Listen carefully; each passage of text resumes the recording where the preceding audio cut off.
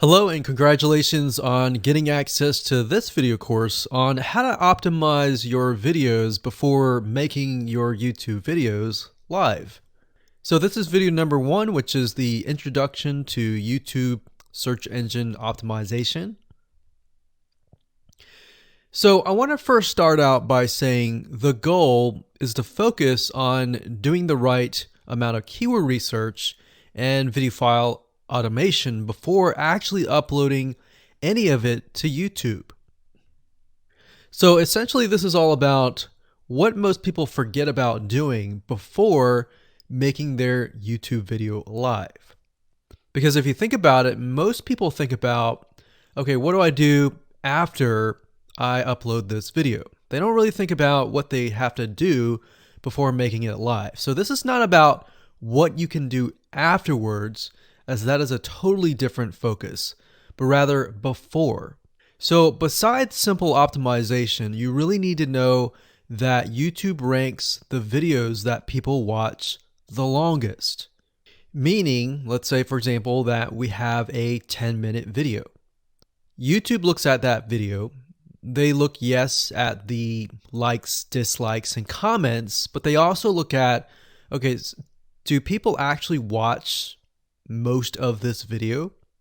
And based on, let's say, 1,000 views, how many of those 1,000 views actually watched either 50% or 100%, or how many minutes total? 1,000 times how many minutes was watched. So they really look at how long people watch the videos as a whole.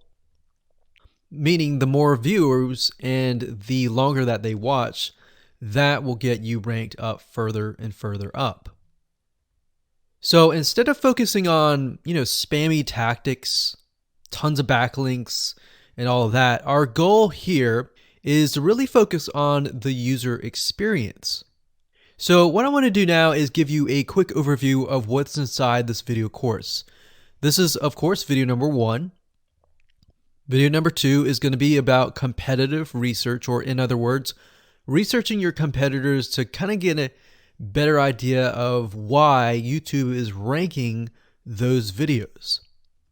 Video number 3, we'll talk about highly searched keyword terms and how you can find those for your product or service or whatever you're trying to promote. Video number 4, we'll talk about your title and your description. Video number 5, we'll talk about video file optimization. So we're going to optimize the actual file, because each file has essentially information in it. And of course, video number 6 will talk about why your thumbnail is important and how to make it professional and good looking. And video number 7 will talk about video length and why that matters. We talked briefly about it just now, but I'm going to dive in deeper in that video. And of course, last but not least, I'm going to give you a secret tip on how to outrank your competitors in video number 8. So before we get started, I want to talk about what you need to have in hand. You're definitely going to need your product or service and an idea of the niche that you're targeting. You also need to have a video that is ready to be uploaded. And with that said, let's move on to video number 2. Hello and welcome back. This is video number 2. So let's talk about competitive research. You see, the best way to understand how you can rank better is to know what is already ranking in your niche or your market. So what we want to do here is we want to analyze the videos that are on the top. And I want you to specifically look at what titles, what descriptions are they using, and what thumbnails are they using that are eye-catching. And what is the user experience like when you click through those videos? So let's go ahead and do some competitive research. So for the sake of making sure that we find YouTube videos that actually relate to promoting a product, what I want to do now is just to pick a product out of the blue and let's take a look at YouTube. So one product that I've been using for a while now, which has been really, really awesome, is called the Instant Pot. It's basically a pressure cooker that cooks food at a really fast rate. So what we're going to do is we're going to hop on over to youtube.com and we're going to type in Instant Pot and see what we get. So I'm not going to click enter just yet because I'm interested in getting an idea of what kind of potential keywords that we could rank on, or what potential videos that we can create. And we'll talk more about this in the next video. But for now, let's just do some basic keyword brainstorming and then, of course, do some competitive research. So Instant Pot, we got Instant Pot recipes, we got Instant Pot ribs, Instant Pot roast. So let's just click here and see what we get. Now we can see how to use Instant Pot has 316,000 views right here. Instant Pot chicken, top 6 easiest things to cook in your Instant Pot. Perfect for beginners. All right. So let's just take a look at the top 3. So let's go ahead and open those up. And let's analyze them. So the first one is this one here. And let's pause the video. We'll skip the ad. All right.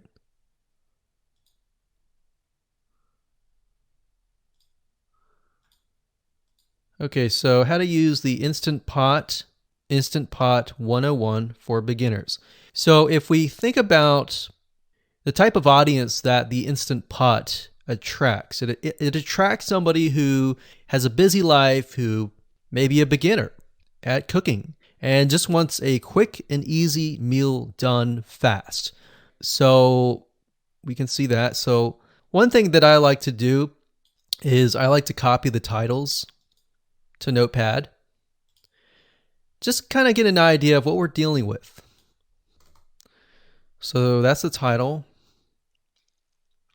Looks like she's promoting an Amazon affiliate link. We can see that here, Amazon.to. We've got Instant Pot hacks, Instant Pot yogurt, and all that. So what she's doing, it's very funny, but she may not realize she's doing this, but what she's using is a method called siloing. And she's basically telling YouTube, hey, not only do I have this video on Instant Pot, I've got Instant Pot hacks, yogurt, recipes, and other recipes. So let's just copy that in here. So that's video number 1. So we're going to rank it from video 1, video 2, and video 3. Let's scroll down a bit. We've got 373 comments. I will say when it comes to YouTube, they're looking for engagement. So comments is good, likes are good, even dislikes are good as well. Even though dislikes are bad from a human standpoint, it tells YouTube that there is engagement. All right. So sometimes we're going to be able to view, we can't do it here, but sometimes you'll actually be able to view more data. But for now, you can't hear. Now, we can actually dig deeper if we want to. So let's just take a look at Natural Brittany's YouTube channel. Because when you're doing competitive research on YouTube, it's not just that particular video. It's actually the whole YouTube channel as a whole. The authority that that channel holds. So she has 116,000 subscribers. Click on the videos. She has a good amount of videos that talk about anything, looks like from cooking, from budgeting, from grocery, a lot of very similar videos.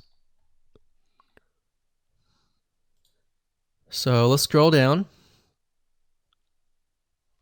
And now let's go ahead and take a look at the second highest ranking video. So if we go back over to here, and this is the Instant Pot chicken, cook with me, meal planning, meal prepping, Sunday setup. So let's go here, take a look.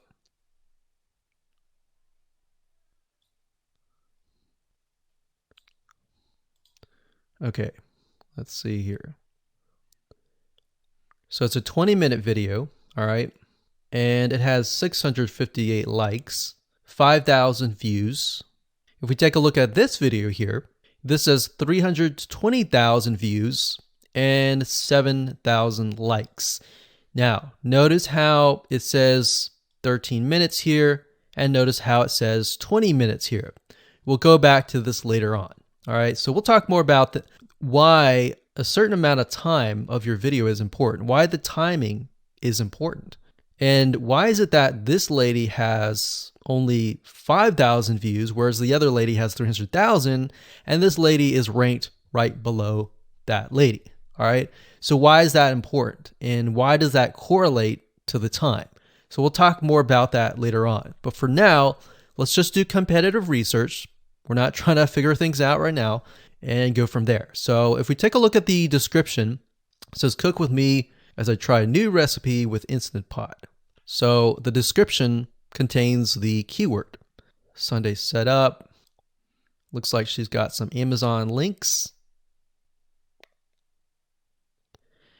And if we think about Instant Pot, who could it be targeting? All right, so this lady calls out people who are trying to prep on Sunday. So if we can get an idea of who it's targeting mothers, it's targeting people who are busy, who maybe only have time on Sundays to set things up. And chicken is a common thing, so maybe she's getting a lot of clicks. We don't know exactly, but we know that the headline and the description work together and getting clicks. All right, back over here, this is the third one. So let's take a look at this one. So this one is 8 minutes, but it has a lot more views than those other two videos, but it's shorter. It's shorter, but it has longer amount of views, and it's third. It's got 11,000 likes and 633 dislikes. If we scroll down, we can see that it has more comments than the first one. So why is it that the first one is number one and this one is the third one and it has more views and more comments? Well, we don't know exactly why, but I have a hunch as to why that is, which we'll talk more about ranking and what Google and YouTube is looking for later down the road. So that's that. Let's just copy that title. And I'm going to go ahead and pause this video and we'll copy and paste that information to the notepad. Okay, so I went ahead and copy and paste the information. So this is video 1, this is video 2, and this is video 3 down below. So let me make this bigger so we have this information. So as we're kind of analyzing the competitor, we want to save this for later, but can you kind of see a similarity here? So this is calling out the target audience. This is calling out the people who are busy, essentially. And top 6 ways, top X ways, top certain number ways is always a good title. So perfect for beginners. So if you can imagine, we already see that this title has beginners. This one's calling out perfect for beginners. And this one essentially is calling out people who are busy. So it's a target audience. So that's key. So having this in hand gives you a better idea on what potential titles and descriptions that you can have. Now, you can do some deeper dive competitive research using specific tools. And one specific tool is called Social Blade. So that's socialblade.com, as you can see here. And I like to use this to kind of get a better idea of the YouTube channel as a whole. Because what you're trying to figure out is, did this person rank because their channel as a whole has a lot of traffic? Or did this person rank simply because of the titles and the description? So there's many factors that come involved, but let's take a look at Naturally Brittany. So let's go ahead and copy this. And you basically want to come here and type in the username of the YouTube channel. So we'll go ahead and click this here. Okay, so we can see here that this is Naturally Brittany, 116,000 subscribers, She's got 19 million video views. So that kind of gives us an idea of how easy it is to break through. Is it easy? Is it going to take a little bit work or what? So let's just go ahead and open her up, and let's do the same thing with the other videos. So this one is marriage and motherhood. We got that here. So she has 7 million video views. So it's about half of what we saw earlier. And this one is called Six Sisters Stuff.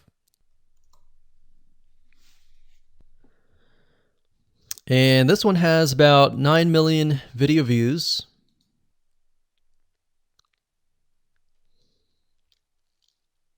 So right off the bat, we can see that if we were to rank on the keyword Instant Pot, it's going to take a lot to break through. But the way we can break through is by using essentially subcategories of that keyword. So Instant Pot recipes or Instant Pot chicken recipe, stuff like that. So we can see that each one of these has about 100 to 200,000 subscribers. So you're going to have to be competing against that. Now, obviously, if you have a good size YouTube channel, that will usually mean that you can break through fairly easily. But if you're just starting out, then breaking through on that keyword is going to be a little bit more difficult. So the next question is, what keywords should you use? And we'll discuss that in the next video.